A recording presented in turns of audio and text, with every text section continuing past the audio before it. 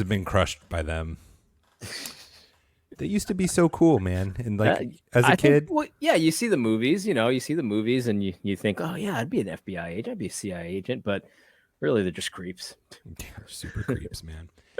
I was. Did you see there's an executive order that's been going around that Trump passed 2 years ago? And basically, if there's foreign interference, it triggers a whole bunch of stuff that needs to happen. Did you see that? I did not know. I was sharing that with my friend, and just the interesting thing about it is all these different departments are going to have to do reports based on the interference triggering from foreign interference. Mm-hmm. And all these departments are listed, but the CIA and the FBI are just left off the list. Oh, man. Like Trump's like, I'm not letting you anywhere near me anymore. Yeah, man, I wouldn't either. I wouldn't either. I can't blame him. Welcome to Reformed Jellicle, where the Reformed and Evangelicals meet. My name is Matt Williams. I'm co-hosted by the great A.D. Robles. A.D., how you doing today? I'm doing great. How are you, sir? I'm exhausted. I feel like I've been emotionally drained the last couple of weeks, but I'm not discouraged. I'm exhausted, but not discouraged. That's good. That's good. Somebody shared a Facebook post that quoted of something I said in a video about how despair is not a Christian message. And there was a lot of people who, were quoting various Bible verses where, especially in the Psalms, where David will say, "I'm in despair," or I've got anxiety," or whatever it is. And I think that the thing is like if you first of all, if you read those Psalms, typically that's how they start. But then by the end of it, it's like, but my hope is in Christ. You're my shield. You're my fortress. And so it's not like a hopeless kind of despair. And that's my point when we're talking about despairing and no despair and how despair is not a Christian message. That's not to say that Christians don't grieve, don't lament, don't despair at times. And so being emotionally drained, Matt, like you just said, that's legitimate. There's nothing wrong about that. But if you were in a situation where it's like, you start to turn inward on yourself and it's just like, woe is me, and nothing can ever like, obviously that's something that you need to check your heart on, because that's not okay for a Christian to be that way, because we have a good God. And if you're in a despair situation where it's like almost hopeless, that's a denial of God's goodness. And so we need to reject that kind of despair. So we can have a book of Lamentations, but it's not a Lamentations book that has no hope. Amen. Yeah. We're walking through the valley. We're not setting up homes in it. That's right. And even in the New Testament, it talks about how we grieve, but not like the pagans, because they have no hope. Yeah. And I have to say, there is such a clear contrast being made between the pagans and Christians, at least the biblical Christian worldview. And I'm just so thankful more than ever to have great Christian community, great Christian brothers to be around, because, man, there's a lot of despair out there. And there's a lot of hope in those that are, passionately seeking Jesus, or that are committed to seeking and walking with him and living lives to honor him. And it's encouraging. And I don't know how people do it without it, quite honestly. Well, I'll tell you, I mean, I've thought a little bit about this as well, because, you think about how violent a lot of like progressive leftists are. They'll riot in the streets, they'll beat you up, they'll do that kind of stuff. And I'm not saying that people on the right, conservatives, don't do that stuff. It happens, but it's more associated with the left. It's more associated with socialists and things of that nature. Mm-hmm. And I think the reason is, when you think about it, is that they're unbelievers are constantly in a state of despair, because there's really nothing they can do. They're gonna sleep with the fishes. Their bodies are gonna be eaten by worms, and there's nothing they can do about that. And there's nothing after that. And so they need to get it here and now. They need to get it now, and they need to do it by any means necessary. So when you're a pagan, violence can sometimes make perfect sense, because there's nothing to look forward to. There's no afterlife. There's no higher power that you need to, consider when you're going to do something. So you either get it now or you don't get it. Right. And so it's like that, when you're thinking about having no despair, it's like, okay, so the pagans will lie, cheat, and steal and kill to get whatever they want. But you can't play with them in that game, because you almost have to be meaner than the devil at that point. And you can't do that. And we don't have despair. We actually do have something to look forward to. And so we play by God's rules.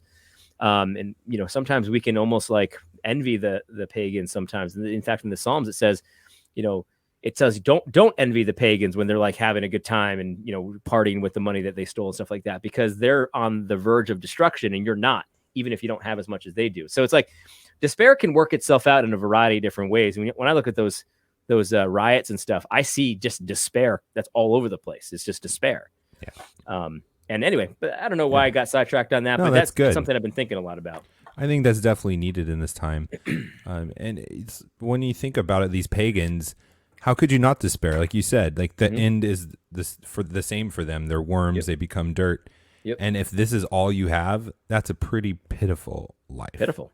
Yeah, pitiful. So you steal the election, and what? You get not a single more year added to your life. You're still miserable.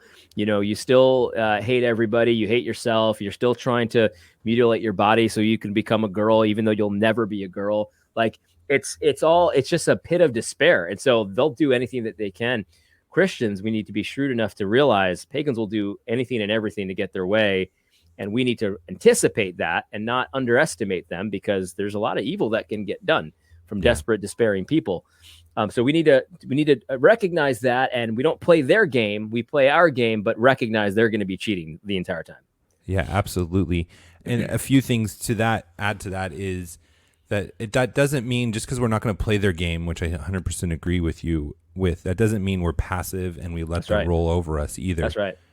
There needs to be confrontation happens in a biblical way. And we need to be diligently seeking God, being grounded in the word, praying for wisdom on how to do that. Because for a lot of us, we're going to be developing this methodology, framework, theology on the fly. Mm-hmm. And we're going to need a lot of wisdom because it's just going to get worse. Yeah. I can't believe you're a cessationist still with all the prophetic things you have said this year. You've been right on so much on Big Even. They're flip-flopping. Yeah. You and I both talked about how it's not going to stop once this election's over with COVID and the lockdowns. And sure enough, what are we seeing? Yeah. All of these lockdowns. You're pretty prophetic, my friend. Well, I appreciate that. Listen, I don't think I'm doing anything special, but there are definitely principles that you can apply that you can kind of see. Again, this is like you understand, like the pagans are never satisfied. So it's like, okay, so they've got these lockdowns. They obviously don't work, but everybody complied. And so you're thinking, okay, how would I think if I was like a power hungry, didn't care about anything except for myself kind of person? Well, I would just keep doing it. Well, I mean, I'm going to keep doing it until they tell me to stop. Right. And that's the thing about the pagans too, that they're powerful only so long as you consent to it. I have the sneaking suspicion that if people just said, you know what, I'm not doing this, and even one person got arrested in a kind of a bombastic, kind of shady way, I'd be pretty shocked if anyone got arrested for having Thanksgiving. And if they did, I think people would make a big deal of it. It's almost like that scene in what's that movie? V for Vendetta. Did you ever see that movie? Yeah. So there's that one scene where like the whole country's terrified of the police, right? They're just terrified of the police at all times, the fingermen, right?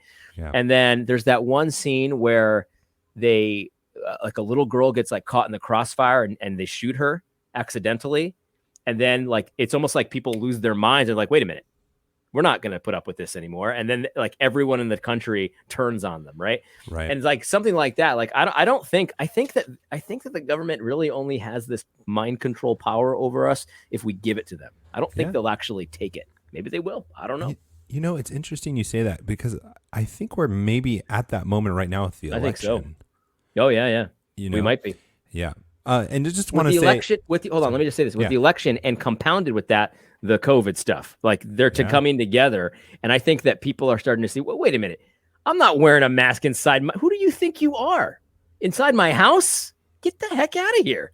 You know what I mean? Like, you've got to be crazy. I think people are starting to see through this stuff now. Like they can't consent to this. It's good because seriously, we're at the end where it's going to be a, I don't know what to call it, but it's a pivotal moment. I just wanted to say before, because I do want to still talk about this. I'm not trying to change the subject, but we are on a different night. We're usually doing live streaming at 7:30 on Thursday nights, but we're doing it on Wednesday. So we're probably going to get even a different crowd. Like Grant, Nathaniel, Eve give us virtual hugs. I don't remember seeing you guys. So thank you for joining us live. We can see your guys' chat, and we want to hear your questions and interact with you guys. For all the rest of you, we can see how many people are live streaming. Love for you guys to be part of the show. Just thank you for everyone who joins. But normally we do this on Thursday night, 7:30 p.m. Eastern, and then the podcast and the recording of the show comes out on Fridays. So I just wanted to kind of lay that framework, and we did move it just this week because AD has an anniversary. So I just want to say congratulations to that as well. Thank you, sir. Thank you. Appreciate it. Yeah, that's fantastic. All right. So we're picking up back up on what we were talking about with the moment, the pivotal moment. And it's so interesting because, man, we talked about the theory of what happened with the election last time. And almost the second stage of it we were seeing is the pressure being put even further on us with the election. They're doing the gaslighting where they've set up President-elect Biden, and everyone's just assuming Biden won. Everyone being the media and everyone that's in institutional in society or institutions, I should just say. Mm-hmm. And then also on the same token, we're starting to see the lockdowns happen again. Yeah. And the mask requirements are coming out, and it just feels like this big, huge wave that they're trying to overwhelm us with. And I think that's what they're kind of doing. What do you think? Yeah, I think so. I heard somebody say this, and I want to believe this, but I don't necessarily know if I do. But basically, this person said that it seems like they're setting everything up to be horrible so that when Biden takes office, he can come in and everything's fine again. Like like everything's being set up for that date. I want to believe that. Let's just say Joe Biden is the actual president on January, whatever. I want to believe that it'll be over at that point, but I just don't believe that. Why would it be over at that point? They can do whatever they want, apparently. Yeah.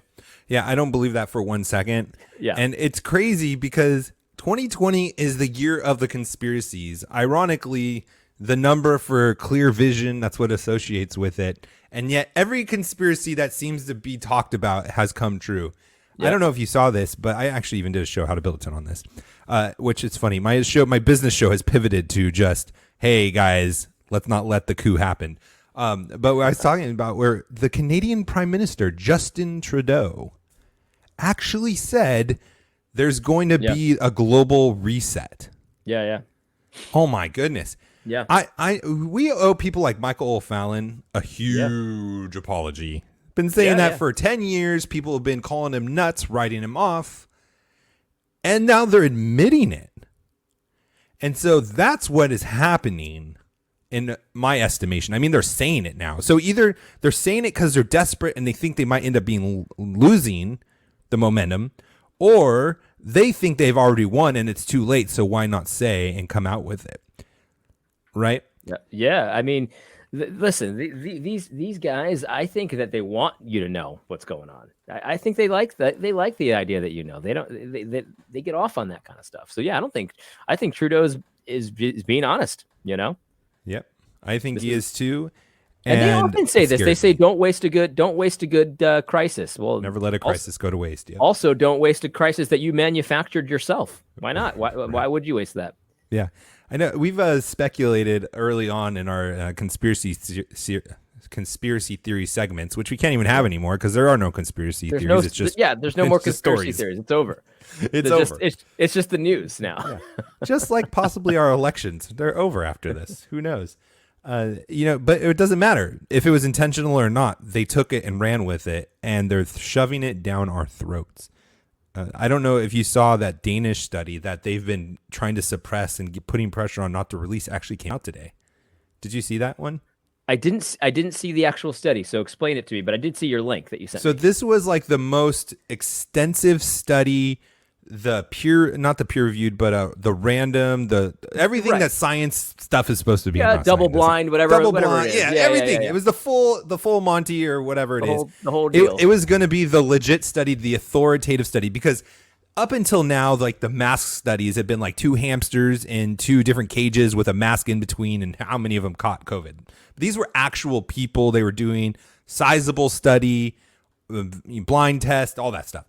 And the difference between no mask and mask wearers who caught COVID was 0.3%. People without masks caught it 0.3% more, which from what they were saying in the report is statistically irrelevant. It could have been Right. chance, Right. whatever. It could be random variables. Sure. And it was so obvious that the masks don't work that they were trying to suppress it from happening. And yet we're seeing all of the states putting down putting down the lockdowns and having us wear masks inside, canceling Thanksgiving. Yeah. And they're just trying to make us submit, basically. That is what it is. I mean, it's just, again, I just have to ask, like, who in the world do you think you are? Like, do you see that man who dresses in women's clothing? He's the health. Your new sheriff, right? No. The health inspector, whatever his stupid title is, of Pennsylvania. Anyway, so he's introducing new whatever mandates, whatever it is, and there's the newest one they have is, if there's people inside your house that don't live there, even if they're family members, you have to wear a mask inside the house. I'm like, right. You don't own, this is my castle. You don't own this. Mm-hmm. I could do whatever the freak I want to do in my own house as long as I'm not breaking the law, and that's not a real law. So come and get me, but I'm not doing it. Right. Nobody's wearing a mask in my house unless there's a good reason, like I'm cleaning out the gutters, or not the gutters, the attic or something. You know what I mean? Right. This is ridiculous. And you see this guy, he's sitting there and he's wearing women's clothing. He's got long hair on, and he's a dude. He looks like a dude. He's got an Adam's apple. He looks like a dude, right? And it's like, you're telling me about what the science says? You're a transvestite. Right. You're not a girl. You'll never be a girl. And I don't care how much you try, you're never going to be a girl. You need to repent in sackcloth and ashes for a while instead of telling me what I need to do because the science says so, dude. Mm-hmm. And it's like, and then a big evil will come in. You're being unnecessarily bombastic by calling him a dude. We need to be what was that one? We need to show gender pronoun hospitality. Get a freaking life, dude. This dude is over here telling me what the science says. He's dressed like a girl. Mm-hmm. I'm not listening to him. He doesn't have the authority to do that. And by the way, I'm going to talk like this more often, where it's just like, I'm just straight up like, we can't play into their fantasy for 1 second. You don't have the authority. Come and get me if you want to. Mm-hmm. Yeah. And, we're going to just have to decide in our own minds that that's the mindset that we have to have. We're going to continue our lives. We're not going to submit to this authority. Right. We're not going to submit to the Marxist burqas, which is what I call the face mask. We're not going to be isolated from our families, from our churches. We're not going to stop worshiping God, and you're going to have to come get us and then be prepared for the consequences of that. That's where we're at. It's not where we're going to be soon. It's where we're at now. And as Christians, we need to just accept that that's where we're at. I mean, that's right. Man, just even thinking back about the Washington, D.C. protest. And I just on a side note, I saw some people ask me where the link to the study is. For those of you who are listening after the live recording, I have it on my social media, or you can Google it. And then I just put it in the chat for everybody. But I was thinking back about the Washington, D.C. rally to stop the steal was the rally, which, sure, yeah. You know what was funny is Alex Jones spoke at that and ended it with a prayer and was the only speaker to pray. And I'm like, how is Alex Jones being the one who understands that we need to pray and seek God the most? I'm not saying he's a Christian. I'm not saying that it was an abomination to God or not, but I'm just saying at least somebody's praying. Yeah, at least somebody. But anyways, people were getting beat up. And Antifa came there, and they weren't just there during the mass crowds. They actually showed up there and then got confronted and left. But then they came back after when there weren't so many people and were beating up elderly people. Yeah. They were picking on individuals, picking on women and children. Yep. And it's like, this is our enemy, guys. Like we talked about last week, how we need to stop just thinking about them as a civil disagreement where we just disagree on our, arguments on tax rates. Right. We're playing a whole different ball game right now. And that doesn't mean you treat them like demons. You give them the gospel, but you understand that they might come at you with a left hook, so you're ready for it. You know what I mean? Like you can't just be pie in the sky. Like I'm just gonna surrender and not do anything. No, you need to protect women and children. You need to protect elderly, obviously, and you need to freaking defend yourself sometimes. It's not all. You don't always just submit to being destroyed at any given time. It's got to be strategic, right? You can't. Not everyone's fit to just give themselves up like that all the time. That's the thing. Like I feel like we need to recognize this stuff. This is where we're at. It's not doesn't mean that they're unreachable. It doesn't mean that they're the worst people on the planet. It doesn't mean that they're demons, right? That they can't be redeemed. No one's saying that. Right. But you need to be ready to understand that they might come at you with a left hook, and so you need to be armed, or you need to be whatever it is. Whatever it is you do, you need to be shrewd about this. Shrewdness is necessary, especially these days. Right. Definitely. Yeah, absolutely. Like, let me say this. Yeah, go ahead. No, you go ahead. Go ahead. I was just going to say, and I'm not saying we're going to go out and be vigilantes and just go looking for trouble, but just even being biblical at this point, like we are going to worship Christ and we're not going to shut down, or we're going to go to a rally and stand up for the law and order, for justice, is even in those situations, it's not looking for a fight, but just doing that is going to create confrontations with these people, because it's just like when you call somebody to repent. You're doing the biblical thing. You're doing it in the biblical ways. You're loving them by calling them to repentance, but it's going to cause conflict, especially if they don't want to repent. And so too with this. It's not that we're looking for the fight. It's that we are going to be obedient to Christ. And then when people don't want to obey and submit to Christ, that's going to cause the conflict. And it's about being wise in what we're doing. So it's not that we don't go to the rallies anymore, or we don't stand up and go to worship and go worship Christ on the Lord's Day anymore. It's, hey, if we're going to go to some place like that, we need to expect that the confrontation's happening and plan accordingly. I'm not going to be walking by myself anymore, so I'm going to get clocked by myself behind me. I'm going to go with other Christian men. I'm going to go with other men that I can rely on, and we're going to come together. So that's what the kinds of things that we need to be prepared for, in my opinion. Good stuff, man. Because it's getting crazy, dude. It's getting really it's getting real crazy. And the thing is, I think that I still think that, as much as time's running out, I still think that it's just too perfect for Trump not to be reelected. But if he is, though, we got to understand that comes at a price.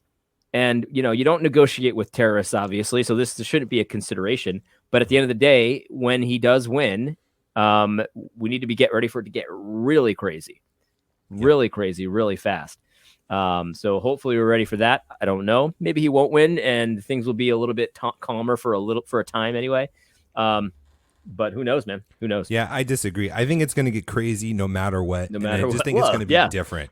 Yeah, that's right. I think that it's going to get crazy when Trump wins. There's going to be the riots like we saw before, and the cities that are not going to confront anyone. It's going to get worse.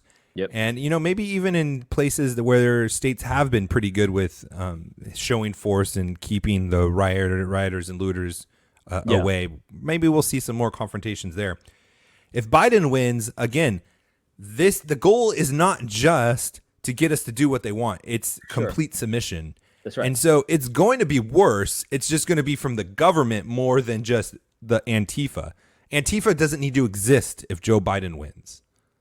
That's the scary thing, because that's going to be the feds. That's going to be the police. It's similar to what I'm saying about the coronavirus thing. Like, I'd like to think that it'd be over if Biden wins, but why would it? No. And so it's the same thing with the Antifa stuff. It might just embolden them. Well, this is working. You know what I mean? We're doing it right.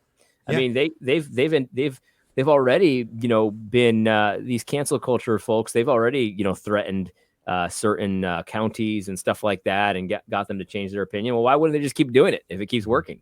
Mm-hmm. Yeah, absolutely. And that's, again, the point of submission isn't the end goal. Right. It's they are going to take that submission and go to the extreme to where you're completely submitted. And that's why we're starting to see it's not just enough that you wear face masks in person or in the public, or where you can't be social distancing. Now you have to wear face masks at your home. Now you are no longer going to church. They are trying to look to get you to submit in every portion of your life. And that goes back to, again, our battle is not flesh and blood primarily. The battles are there. They manifest themselves there. But the battle is between Jesus is Lord overall and the people that don't want that to be true. And so they're going to try to be Lord overall. Yep, that's right. Which means a battle's going to happen in every single place. So don't just think, we'll just give in. It's just a mask. It's just another lockdown, which doesn't even make sense. It's just social distancing. It's just a holiday. It's not just anything. That's just us rationalizing a way so we don't have to have any conflict in our lives and make any sacrifices. And it doesn't end well when there's good men not willing to make sacrifices and do what is right. History does not look kindly upon us. So we really need to start figuring this out and resolving it ourselves to fight, because that's where we're at. That's where we're at, sir. But, there's no despair here, buddy. No No despair. despair at all. Especially because no matter the trickery that they have, Christ wins. He's still the maker, the author, and the finisher. And we know how the story ends. It's just, let's be faithful and let God use us, and let's bring him glory through it. No despair. No despair. Absolutely. So let's just talk about some funny things. Ballots. New ballots have shown, and this was just breaking minutes before we came on the air. And I love talking about things minutes before, so we have really no reason to prepare whatsoever. But this is great. So I'm sure a lot of you have been following. I mean, a majority of the country believes that this whole election is a scam. But look at, there's this one race that's happening in Virginia. Ballots found on a flash drive. They keep finding these. A Democrat, Spainberger, surges ahead. She got just enough votes in this found flash drive to put her ahead. And guess what? She's a former CIA officer. It says official, but I'm pretty sure they meant to say CIA officer. Who was part of the 2018 blue wave that gave Democrats control of the House. Her victory into the GOP stronghold on the state's 7th congressional district seat. Her challenger this year is Republican Nick Freitas. So it just happens to put her over the top. I mean, this is a dead heat race if you guys are watching. Scrolling through the article for those of you listening. I was looking for it. Oh, they gave the percentages. It's crazy. And it just happens to be every single one of these where every single one, I have not seen one yet, where it's found, it's a tight race, and it puts a Republican ahead. Every single time it's been a Democrat. Yeah. Well, here's something that I think we all ought to consider. This kind of thing has kind of happened in other elections in like previous years for Republicans. In fact, I saw a testimony from the Bush years, like I think it was the first George W. Bush win. Mm-hmm. And it was a guy in Ohio. He was a software programmer. And he said, this is just testimony. I know this is allegedly. Uh-huh. He said that he was contracted by a group to write a software for voting that would let them play with like 1% or so. So it would make it 51 to 40 or 49 or something like that. And it was in favor of the Republicans at that time. Mm-hmm. And so I'm wondering, this is just a wild conspiracy theory, guys, so don't get mad at me. But I'm wondering about all these Republicans that are like, no, Joe Biden is the president-elect. I wonder if in the back of their mind they're not thinking, yeah, but we might need to use this software one time too. So like, let's not get crazy here with this pushback. You know what I mean? Right. I'm wondering because it has happened in previous elections, just not this one. Yeah, it's funny you say that, and there's a big thing right now. So Donald Trump went for a recall in Wisconsin in 2 specific counties, which is kind of a big deal because Wisconsin basically said you're going to have to pay for it in advance to get the recount himself. And I don't know if that's unusual or not, but he did. And then Wisconsin has an emergency meeting tonight as we're recording this, 6 p.m. Central Time, I think is what they are, maybe Mountain Time, to change the rules so that it's going to be harder for him to do a recount. But here's the rub. Is from what I've heard, that has been initiated, that meeting to change the rules by Paul Ryan, Republican. This isn't a partisan thing, and I don't know if we've talked about this before, but this battle is really not between Republicans and Democrats, guys. This is between the statists, the totalitarians, that's right, and the crazy Trumps. I don't even know what to call the crazy Trumps, but the Trumps that aren't just going along with it. That's right. If you notice, like, and I hesitate to go too far down this because I don't want to be tricked by these goons anymore. But like, if you notice, like, all the old school people, the Bushes, the Clintons, the Obamas, they all had bad rhetoric for each other at the time, but now they're all friends, and now they love each other and they hang out, and they're all against Trump. You know what I mean? Now, I don't want to read too much into that because then I get sucked back into this fantasy world. You know what I mean? I'm not saying that I want to get back in there, but it is interesting that you're right. It's not a Republican Democrat thing. It is a power structure. These are the elite of the state kind of thing. That's what it really seems like it is to me. And I'm not saying that Trump is completely excluded from that, but he certainly seems to be the brunt of a lot of their ire.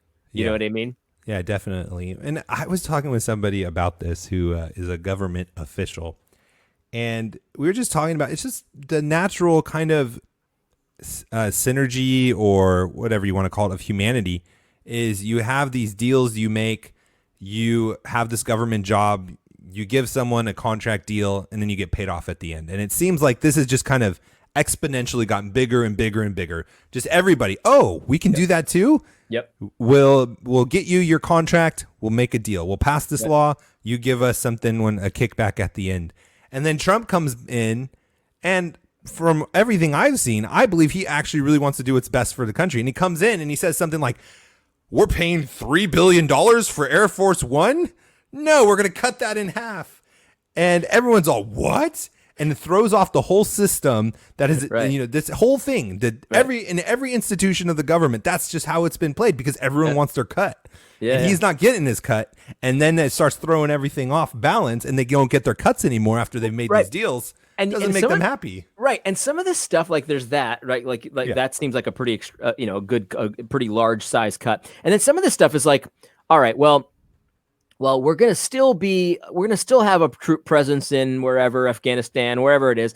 And he's like, but we're just going to scale it back. And we're not going to increase it. And then they lose their minds. They're like, well, no, because that's a gravy train, those defense, that's a gravy train. So he's like, all he says is, this is very mild. He's like, we can still stay there bombing the daylights out of them, but I'm just not going to ratchet it up. And they get all furious. And it's, you know what I mean? And so, you're right. It's like, you're so right about that gravy train. You upset the gravy train at all. You look for budget cuts where you're not supposed to be looking for budget cuts, and people get all upset because they've got favors to give to their friends and their people that gave them money for their campaigns and stuff. And so, what do you mean talking about budget cuts? What are you talking about? Yeah, exactly right. And that's a Republican and Democrat thing. I'm not saying that's just the evil Democrats. The Republicans do it just as much. And that's why we see a lot of these Republicans do not like Trump whatsoever. And it's so prevalent in the government that when we talk about cuts, we're not actually even talking about cuts, guys. We're talking about cutting the rate of growth. The increase. We're cutting the increase. So we're not even saying we're going to spend 3% less than last year. We're saying instead of growing another 3%, maybe we should only grow 1%.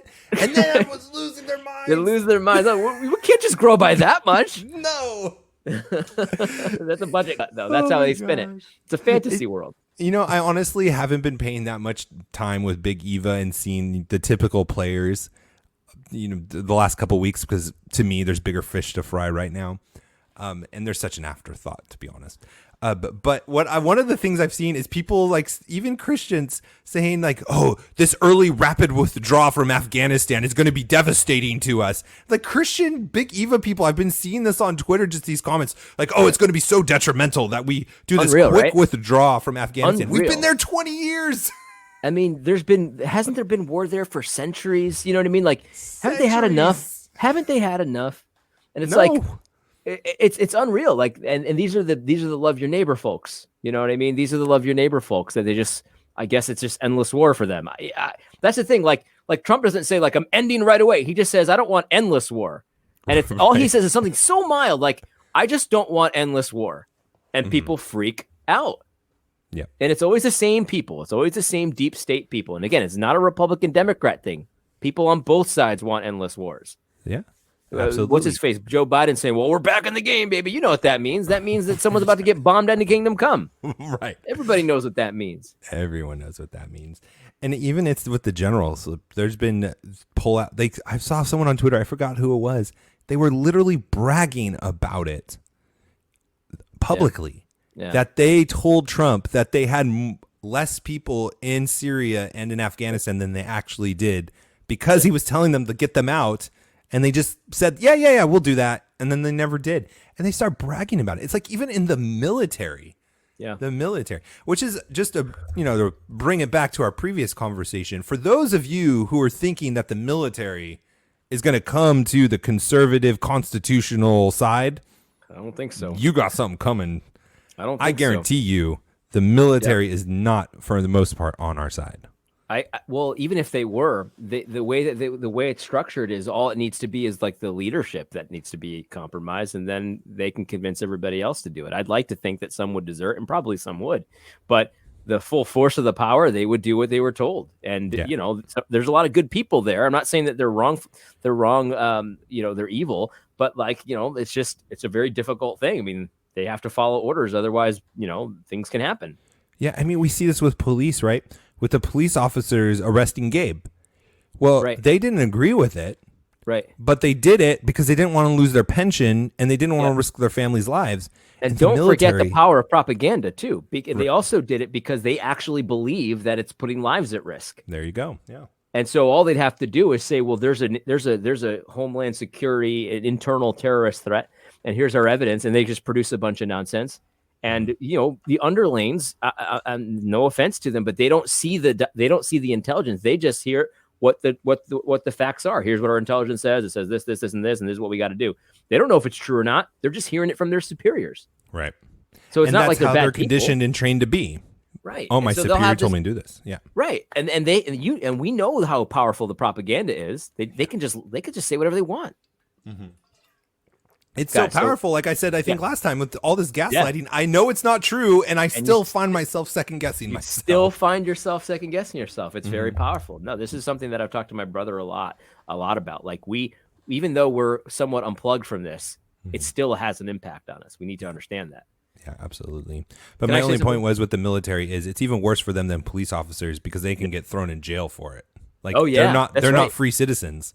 By law, right? They've signed their lives away, so they're going to end up in court-martialed or whatever it's called in the brig, and the people that are willing to do that, there are definitely going to be some because there's some heroes, man, no question about it. Yeah, but like, it's not going to be everybody. No, it's not going to be everybody. It's not going to be. Did you hear about?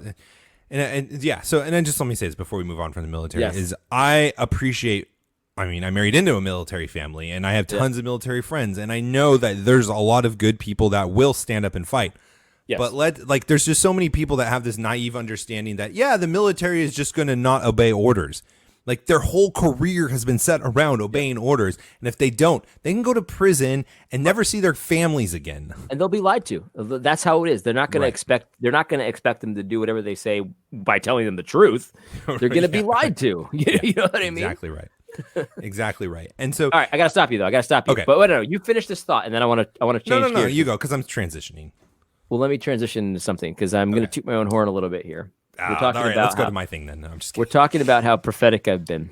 Yeah. I don't know, Matt, if you saw this episode, but I said that Big Eva would make a attempt to get you to stop using social media because it's so effective against them. Mm-hmm. I did not see that episode. Okay. But we've been talking about it for a couple months. We've talked about it, I think, on here. Yep. Mm-hmm. And I think we maybe have talked about it maybe in person as well. Yep. And that's going to be the big thing because they're getting their teeth kicked in on social media. And so it's going to turn into social media is bad. Social media is a horrible, evil thing and stuff like that. Well, apparently, here's a quotation from Al Mohler. Oh, gosh. He's first of all, he's denying any liberal drift whatsoever. He says that's preposterous. It's not even worth considering. Then he says this. He says a lot. He says, okay. He's talking about Twitter and how it's bad. And then he says, the questions aren't arising. He's talking about how it's like Southern Baptists are better in person than they are on Twitter.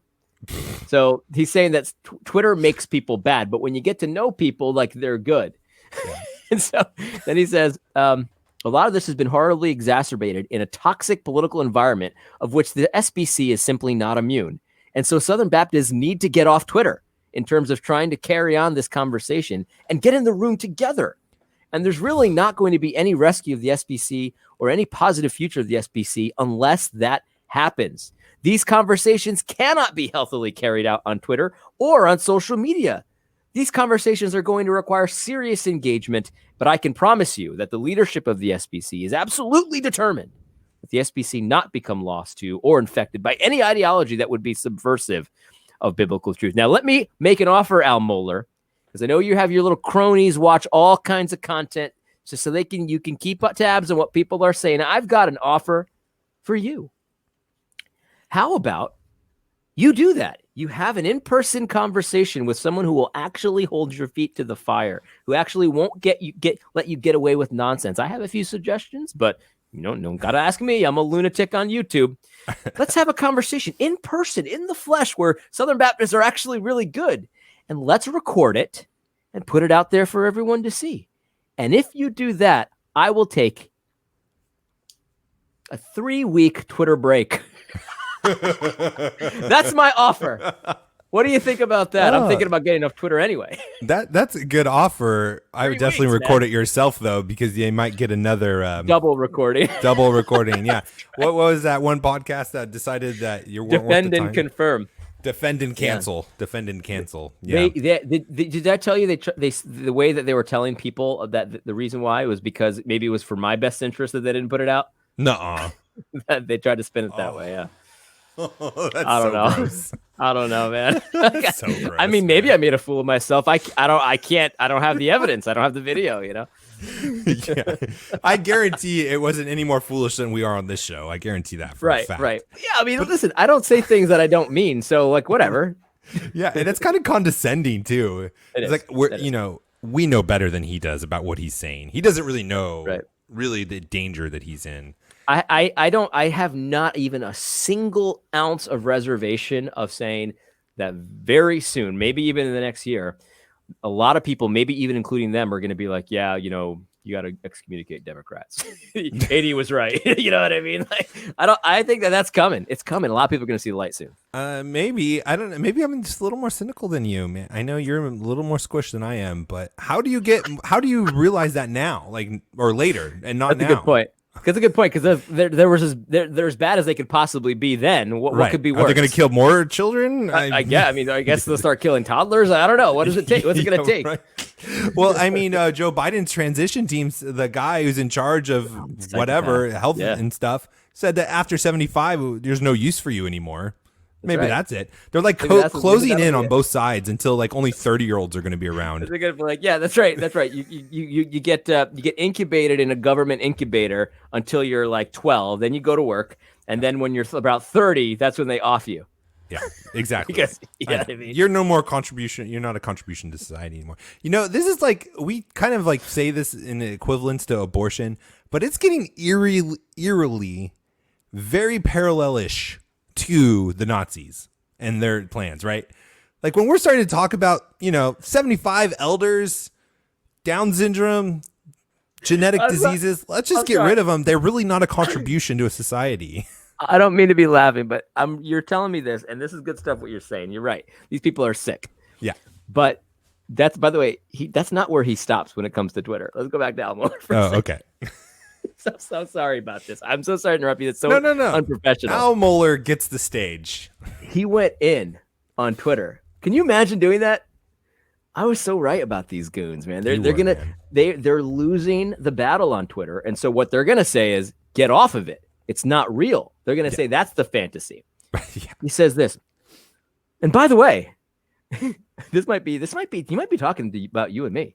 He says, and by the way, many of these issues being raised are at least being shouted on Twitter by people who aren't even Southern Baptists.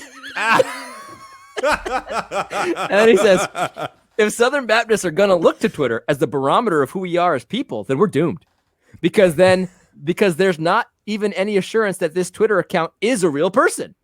So he's implying, first of all, he's saying that guys like you and me, like, we must hate the Southern Baptist Convention because there's no reason for us to be talking about the Southern Baptist Convention. We're not even Southern Baptists. Yeah. And then he's strongly implying that there are Twitter bots out there speaking nonsense against this. This sounds like Russia collusion. Russia collusion Twitter bots out there speaking against this liberal drift of the Southern Baptist Convention. This is how whacked out he is. He thinks that there are Twitter bots, not even real people, That's tweeting crazy. about the Southern Baptist Convention. This guy has lost his mind. This is, if I've ever seen hey, I'm retreating. This is a all full-scale retreat. This is it right here. Yeah, he's absolutely. retreating.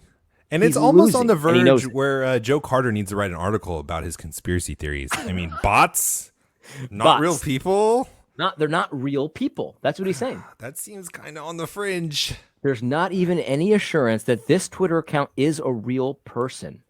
But when you get in the room, the right things tend to happen. What he's saying is, well, I'll do the Jedi mind trick on you when I get you alone. Oh, man. And then, we'll have the phone call and I'll say, well, and then you're going to be like, oh, everything's fine. Nope. This is a signal. If there's ever been a signal that's easy. It's easy to interpret. It's this one. This means more Twitter action, more social media, more exposés, more everything. The whole thing. We're winning. They're losing. They know it. And so they're trying to change the rules of the game. No, you started your Twitter account before I did. I can guarantee it. Yeah, absolutely. You know, if people tell us like all the time, like Mueller is such a great politician. He has such a great way with words, and he's so sly. And it's to us, maybe it's because we're not in the SBC. It's so obvious what he is doing. Obvious, it's terrible. But and I guarantee he would never meet with us because we're not company men, and we're not going to ever be bought out. And so it's just they're going to look terrible for them. They would never do that. Oh, this is amazing. It is amazing. Sorry to interrupt you, man, but I thought that was you're too good. And let me just add to it because you're nicer than I am. You would actually want to meet with these people. I really have no desire to meet with them whatsoever. Maybe if they did the invitation, it would. You misheard me. I don't want to meet with them. I just said somebody needs to meet with them. Oh. Yeah, there would be no value. There would be no value in me meeting with them. None whatsoever. There would be no value I'm not interested in it. They're not interested in it. There'd be no value in it. Yeah, I was saying someone else that's a stakeholder, someone that's maybe in the SBC or maybe not, but will actually hold his feet to the fire. That's not going to be me because at the end of the day, I listen. I came in late to this whole game. I'm a new Christian. I'm not one of these guys that like knew Al Mohler when he was awesome. Like I knew Al Mohler kind of just only through James White, you know what I mean? And I heard he was good. And then I listened to him and he was okay. And then, he started being horrible. Man, so if I was you, I would stop listening to people vouching for others because there's not been a good record of late. It really hasn't been. It really hasn't been. It's okay though, man. It's all good. It's all good. It'd be nice if Tom Askell would be that person because he does win in social media. He's killing it. I mean, the Founders Ministry is growing like crazy. Yeah, he doesn't seem to be having these problems with Twitter like Al Mohler does. Yeah, maybe it's not Twitter after all. I think Tom Askell would be a good. I would want it to see it recorded because I know. Listen, I know that these guys are like friends and stuff like that, and it's great to have a conversation with a friend. But the reality is that Al, like, let's not be stupid. Like, people on Twitter are real people, and they're real. Like, they act like real people. Like they're in fact sometimes they're more honest with you on Twitter because they're sometimes intimidated by you, Al. Like let's just be honest. That's what happens when you see someone that you have this ultimate respect for. I don't know how tall you are. Maybe you're a big guy, maybe you're not, but you're going to have an air about you because you're Albert Mohler, the great stalwart. And so they might not be as honest with you as they would be on Twitter. So let's stop pretending like Twitter is like fantasy life. It's not. It's not an accurate view of real life, obviously, but the questions people have on Twitter are the real questions that they actually have that they might not be willing to tell you to your face. These are real questions. And so as long as you pretend that that's fantasy, you're going to keep losing. But that's just fine by me because if you keep losing, then that means our side's going to continue to win. I'm cool with that. Oh, yeah. They've already lost. That's right. I don't know what they can do to regain any kind of posture, it's a full-scale position they've had. Yeah, they're done. They're done. Trusted for truth. And that's a joke now. Yeah. Nobody takes that seriously. No. Take trusted for truth, but wear the mask and do everything the government tells you. And by the way, I'm going to fire all my conservative professors. Okay. Sure thing, Al. It's such a joke. So truth. So we're going to look forward to him deleting his Twitter account and then ERLC. We're not going to hear about the book clubs anymore. You first, Al. I'll get off Twitter when you get off Twitter. Right. Well, no, I won't. I'm not even going to say that. I'm just going to expect you not to be a hypocrite and get off Twitter. Very good point. That was a figure of speech. I'm definitely not getting off Twitter, but you should because you said so. Well, yeah, like, dude, if you're saying this like you were saying, how can he stay on Twitter? I don't know.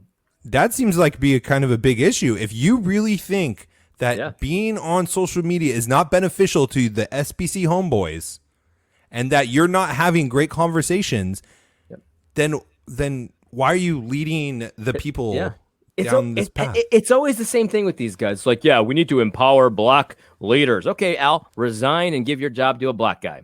Yeah, I don't know. I mean, like, it's the same. It's always the same thing with these guys. So everybody else needs to do it, but no, not me. I'm a special prophetic voice. Yeah, right. I'm special. I'm special. That's right. Yeah, we need to empower more blacks in the SBC. So why are you running for president, Al? Right. Why don't you make some space? Why don't you yield some space to a black guy? It doesn't matter who, because they're all interchangeable to you freaks. Yes. I mean, it could even be a 6, not a 7. So, Black yeah. 6. I mean, who cares about the qualifications?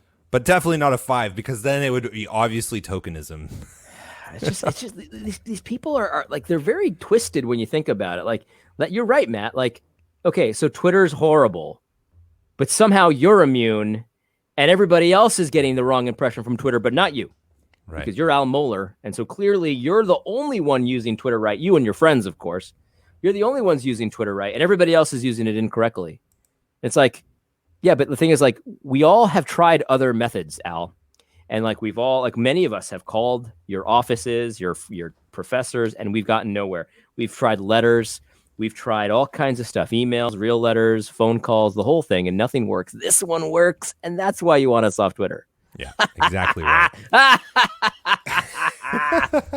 So I have a theory, and it probably kind of fits into this, actually, is I've been trying to think of, why does Big Eva come at us so hard with not being conspiracy theorists, not questioning authority, just accepting the narrative, accepting what the institutions say?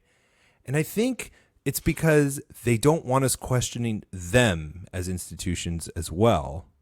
Yeah. And this probably goes into it too, because on Twitter, there's a lot of questioning that goes on. Some of it good, some of it bad. I'm not saying it's all good, but it's definitely a forum for people to have a voice beyond the institutional official voices.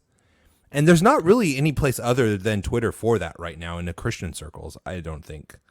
So maybe that's what this all is the Joe Carter conspiracy theory articles, or just accepting Joe Biden as president. It's like, maybe those institutions can be saved, and so ours will be saved too.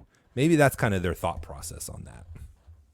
Yeah, I think that is their thought process, because I think there's a realization that, you know, once you start to allow the plebes to question anything directly, then you know that you're next. You're absolutely next. It's very difficult to field raw criticism that's unfiltered, that's not from somebody that relies on you for their paycheck.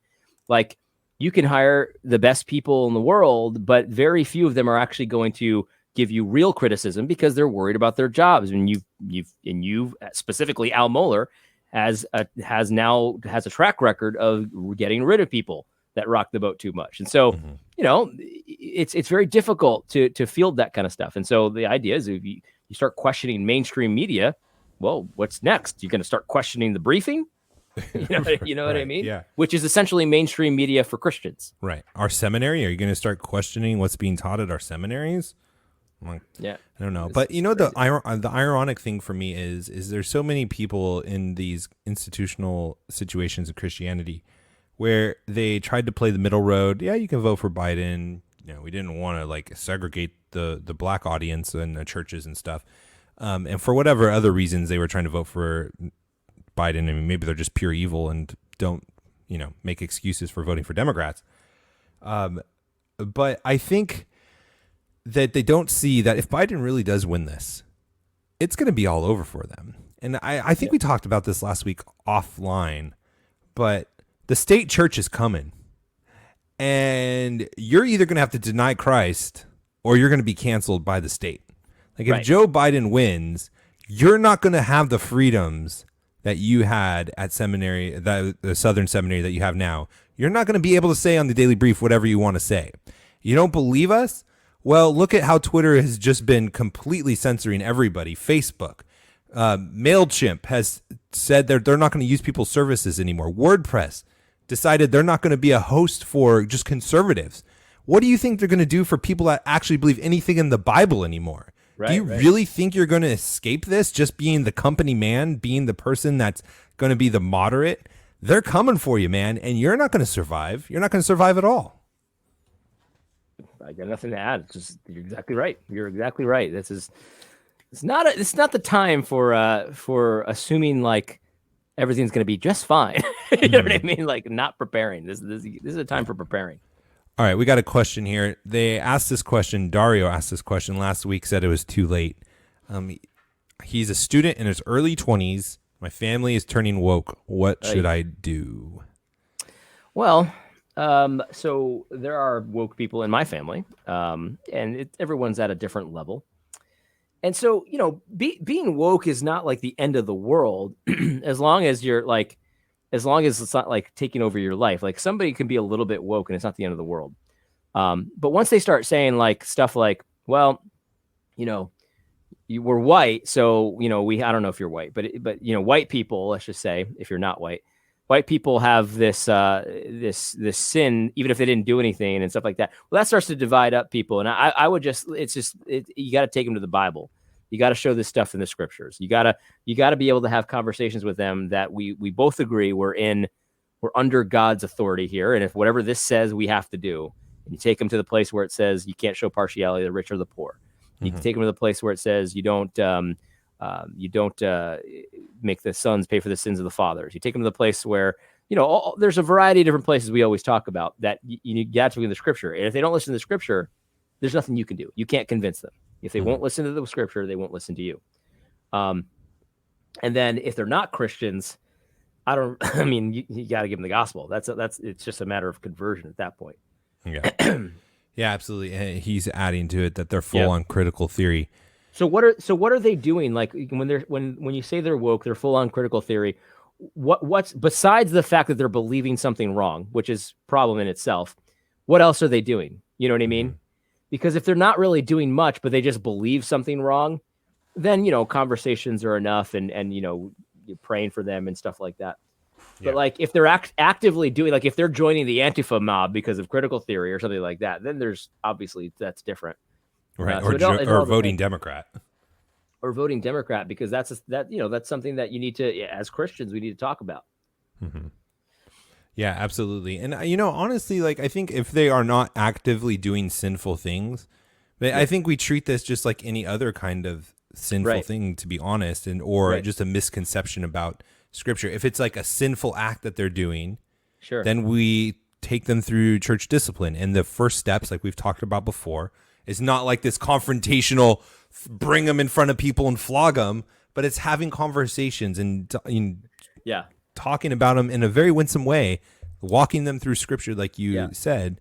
And if they're not doing those kinds of things, if they are just like what you're saying, then maybe it's just something good to do in general, even if they aren't having critical race theory positions or whatnot, is seriously just praying together and reading the word together. That's right. Letting the word purify you.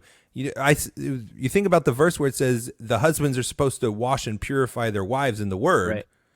But that's true for everybody. And I think if your family is going down that road, like you have an opportunity, even at 20, in your early 20s, to say, hey, let's just start reading the Bible together. And I think if they are Christians, obviously the word is going to convict them of these things, even if it's not directly hitting those specific scriptures. Of just seeking God together is a huge first step. Yeah, I think so. And I, you know, I'm a Calvinist, and so, you know, let's just say there's an Arminian in my family, and he just believes differently about what God does. He believes differently about how God controls time and stuff like that.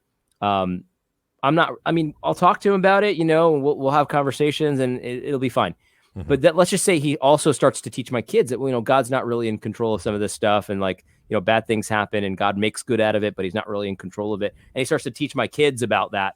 Then we're going to have to set some ground rules. Like, look, you know, you can be a Arminian, but you can't teach my kids that stuff. And like the same thing with my family. Like if somebody in my family was teaching my kids that they were victims because they were Puerto Ricans, that would be a big problem for me. So I'd have to confront that and nip that in the bud right away.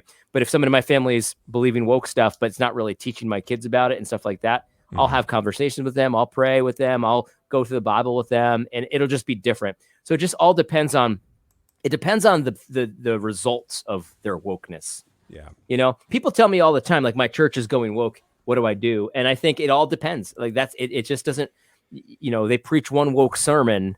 Okay, well, maybe you have a conversation with the pastor. If they start going all out and start telling you to go to the Black Lives Matter rally, okay, that might be something that you might need to take some drastic action. You know what I mean? They start telling your son, and you're black, that he's a perpetual victim and stuff like that. Well, that might take one of those situations where you nip that in the bud right away. Pastor, I'm not going to tolerate this. My son is not a victim. Don't put that voodoo on him. Right. And hopefully he snaps in a respectful way. You say that. And hopefully he snaps out of it. But if he doesn't, then that might take more drastic. It all depends on what they're doing. Yeah, right. I mean, there's not one boilerplate response to all this. But, you know, what you're saying here, I think, is worth mentioning beyond just critical race theory is fathers and mothers, actively be protecting your kids from heresy, from false Yeah. doctrines. Like, it's uncomfortable to have these conversations with people. Like, wait, I have to tell somebody to stop teaching their perspective to my kid? Yes, 100% Yeah, yes. And you're definitely. going to have to do it Yep. a lot of times through your life. And so as parents, you got to be comfortable with awkward conversations because you need to love your kids. And I think we get in a big trouble in a lot of different ways when our parents don't want to have awkward conversations with other adults for what they're teaching their kids. I mean, that's why we send our kids to public school. We don't homeschool. We don't have private school. We're not engaged. We're not having these conversations where you're not going to disciple our kids into something that's not biblical.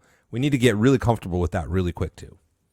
Yeah, I agree completely. I agree completely because it's one thing for someone to tell me that I'm a victim, and that's bad enough because the thing is, you can convince adults that they're victims too. Right. But at least I have mental faculties. I've got abilities to kind of withdraw that. But the thing is, with kids, I don't want my pastor speaking from a position of authority where I'm telling my kids, "Hey, look, we're going to hear the words of God here," and then in exchange for the words of God, I'm hearing, "You're a victim. You're a victim because of the color of your skin." That's going to take a lot more. That's going to be a much more serious conversation. I'm going to be I'm going to be respectful, but it's going to be, Pastor, you're going to stop this, or it's the end of it. You're going to ruin these kids. Yep. Are you going to stop this, or I have to leave? Yep. Because you're going to destroy my children. And so it's like, that's different than someone saying, well, there's institutional racism out there and Christians ought to be aware of it. That's going to be a much softer conversation with me and him. Yeah. Because it's not an immediate threat to my children. You know what I mean? Absolutely. Yeah. Right. Absolutely. 100%. And because we are going to be held account for how we raise our kids.